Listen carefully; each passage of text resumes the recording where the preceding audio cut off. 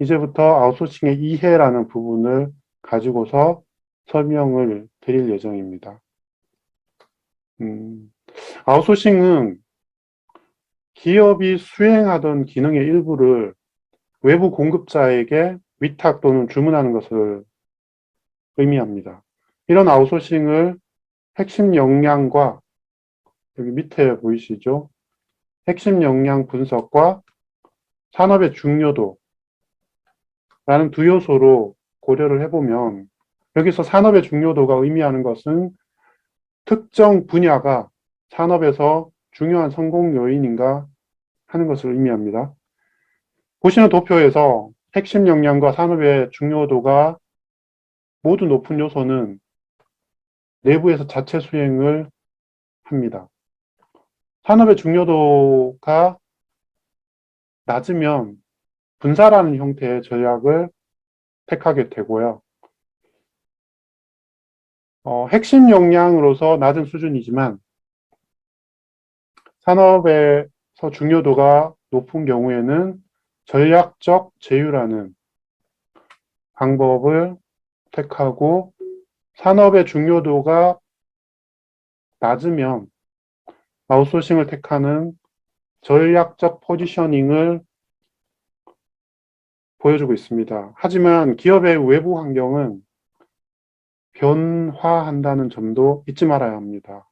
그 변화된 환경에서 전략적 포지셔닝도 다이나믹하게 변하기 마련이겠죠. 하지만 일단 이렇게 개념적인 정리는 필요하다고 할 수 있습니다. 다음은 아웃소싱의 여러 형태를 보고 계십니다. 저비용 외부 제조를 일컫는 OEM, 주문자, 상표, 부착, 생산이 있고요. 여기에 설계까지 공급자가 담당하는 제조업자 개발 생산, ODM이라고 부릅니다. 여기에 더 고도화된 제조 전체 서비스를 말하는 EMS 등이 있습니다. 디자인과 R&D 영역에서는 디자인 외주라는 전문성이라는 것과 만나는 지점의 서비스가 있을 수 있고요. IT 지원 기능 영역에서는 ITO나 BPO 등의 조합도 구분해서 이해를 해주시면 좋을 것 같습니다. 여기서 예를 하나 들어 볼게요. 생명과학과 관련된 분야에서 유사한 성격이지만 다르게 쓰이는 용어가 있습니다. 바로 CMO, CDMO가 있습니다. OEM, ODM과 비슷한 개념이라고 저는 생각합니다. CMO는 Contract Manufacturing Organization의 약자입니다. CDMO는 Contract Development and Manufacturing Organization의 약자입니다. 한국어로 표현을 하면 CMO는 약품 위탁 생산이라고 할 수 있고요. CDMO는 약품 개발, 제조, 수탁기업이라고 표현되기도 합니다. CMO와 CDMO는 아니지만 일반적으로 아웃소싱 형태에서 CM이라는 단어도 자주 쓰입니다. 바로 Contract Manufacturer입니다. 참고하시기 바랍니다. 그렇다면 아웃소싱을 수행하는 절차는 어떻게 정의할 수 있을까요? 일단 한번 차례대로 제가 읽어보면 이렇습니다. 아웃소싱의 목적과 내용을 정의하고 다음은 CFT를 구성합니다. 그 다음은 아웃소싱에 대한 원가 구조를 이해하는 단계가 이어지고 다음으로 서비스 수준의 정도와 내용을 결정합니다. 다음으로 계약 기간을 결정하고 그 다음에 내용과 공급자의 역할을 정의합니다. 여기까지가 일종의 준비 과정이라고 볼 수 있습니다. 그러고 나면 공급자를 탐색하고요. 공급자를 평가하고 최종 공급업체와 계약을 하는 순서로 이어지고 공급업체의 성과와 능력을 피드백해주는 순환고리를 만들어내게 됩니다. 딱 봐도 약간 복잡하죠. 아웃소싱은 단순한 구매 공급 관리 의사결정이 아니라 일종의 경영 의사결정이라고 볼 수 있는 이유입니다. 여러 부서가 함께 참여하는 경영 의사결정을 말하는 겁니다. 공급자를 탐색하고 평가하는 과정에서도 이상적으로는 현재 있는 모든 공급자와 미래 그 서비스를 할 수 있는 공급자 전체를 대상으로 하면 좋겠지만 현실적으로는 한계가 있고 그 활동에 드는 비용과 시간을 고려해서 적정한 선에서 공급자를 찾고 평가해야 됩니다. 하지만 IT 자원이 발전하면서 또는 네트워킹 환경이 좋아지면서 이상적인 상태인 풀 앤 오픈 상태에 가까워지고 있는 것이 현실이기도 합니다. 공급자를 평가하는 단계에서도 품질, 원가, 납기, 재정 건전성, 공급자의 자원, 공급자의 평판, 이거 엄청 중요합니다. 공급자의 전문성 등 여러 다양한 요소들이 고려되게 됩니다. 여기까지 메이크와 바이 의사결정에 관한 중요한 고려 요소와 아웃소싱의 전략적 포지셔닝, 아웃소싱의 여러 형태에 대해서 아웃소싱의 표준적인 절차까지 살펴봤습니다. 다음은 구매 업무 이해에 대해서 살펴보겠습니다.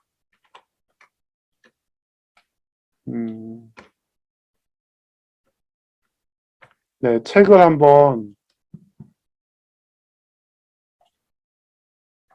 보여드리면 여기 아웃소싱의 이해부터요. 아웃소싱의 전략적 포지셔닝을 설명을 드렸었고 그 내용이 좀 많습니다. 저는 그냥 말로 풀어서 이야기를 드렸었고요. 그리고 아웃소싱의 유형과 형태에 대해서 설명을 드렸습니다. 이 용어들이 그 업무 현장에서 서로 주고받을 때, 이게 무슨 용어다 정도는 알고 계셔야 되겠죠? 네, 그렇게 이제 아웃소싱의 전략적 절차 또는 뭐 프로세스라고 부르는 내용들을 간단하게 설명을 드렸었죠. 네. 책에는 여기에 해당된다라는 것을 설명드리기 위해서 보여드리고 있습니다. 네. 그리고 아웃소싱 사례 연구는 구매 공급관리 기본 비대면 라이브 강의에서는 뺐습니다. 일단 지금 설명드린 내용을 바탕으로 사례 연구를 책을 한번 읽어보시면서 되짚어 보셨으면 좋겠습니다. 네, 이제는 구매 업무의 이해라는 부분을 다뤄보겠습니다.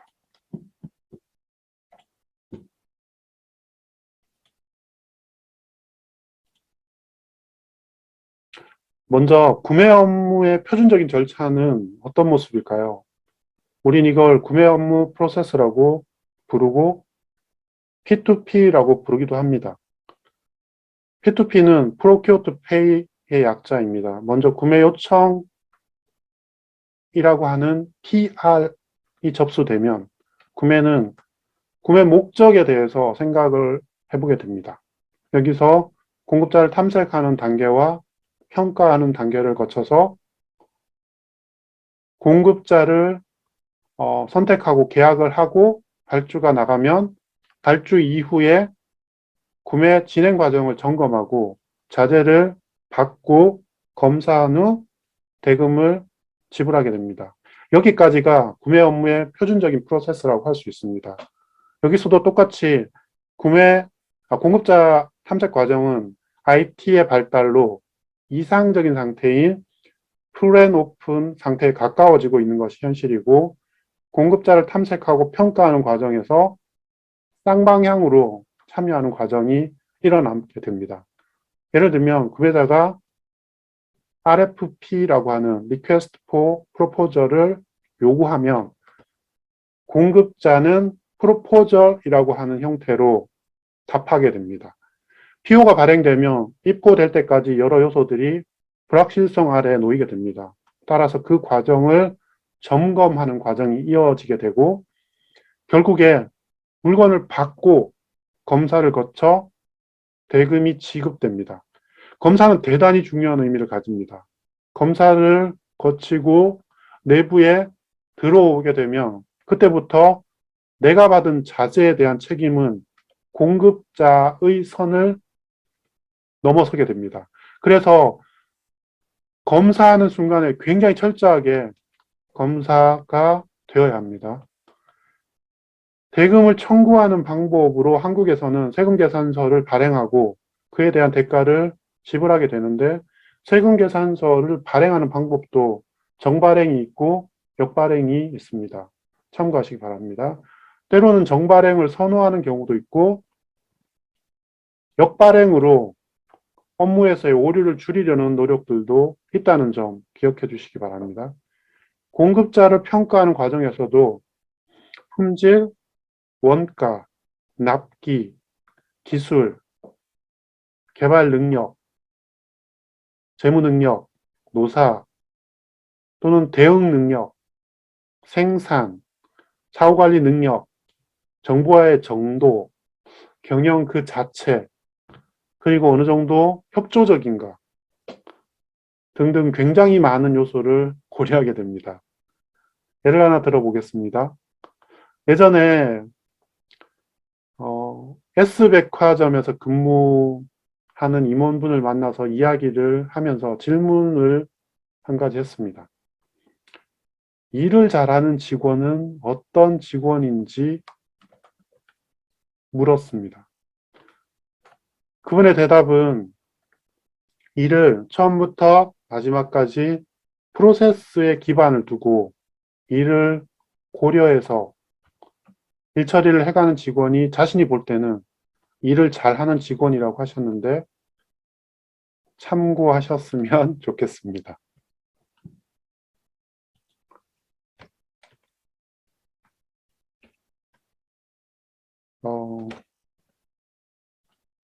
지금 책을 한번 다시 보여드리면 구매 업무의 이해라는 제4장이죠. 이 부분 앞부분의 내용들을 한번 읽어보시고 구매 업무 프로세스 분석에서 지금 화면에 보시는 것처럼 목적을 인지한다, 공급자를 탐색한다, 평가한다, 선택하고 계약한다, 구매 진행 과정을 점검한다, 자재를 받고 대금을 지급한다. 외우지 않아도 돼요. 그냥 이해가 되는 흐름이잖아요. 그러니까 이 흐름을 바탕으로 지금 하시는 업무를 매번 프로세스 기반으로 미리미리 다음 단계를 생각해 보시면서 일을 하시면 좋을 것 같습니다. 일 잘하는 직원이 프로세스 기반으로 한다는 의견도 있으니까요. 자, 책을 잠깐 빼고요. 자, 그러면 다음으로 소싱에 대해서 이야기를 해보겠습니다. 소싱은 공급자를 찾아내는 걸 말합니다. 소싱이라는 용어 대단히 많이 씁니다. 이것도 각 단계 또는 절차로 나눠보면 다음과 같습니다. 탐색, 평가, 선택, 발전, 관리의 단계로 구분해 볼 수 있는데 조금 풀어보면 탐색은 찾는 거죠. 평가는 적합한가? 라는 질문이고요. 선택은 최선의 공급자인가? 라는 질문입니다. 발전은 계속해서 중요한 관계를 맺어가는 과정이고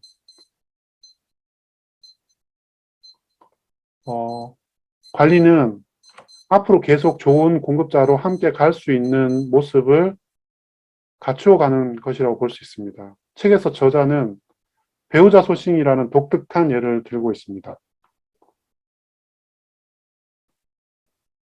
좋은 배우자를 찾고 함께 인생을 만들어가는 과정을 소싱에 비유해서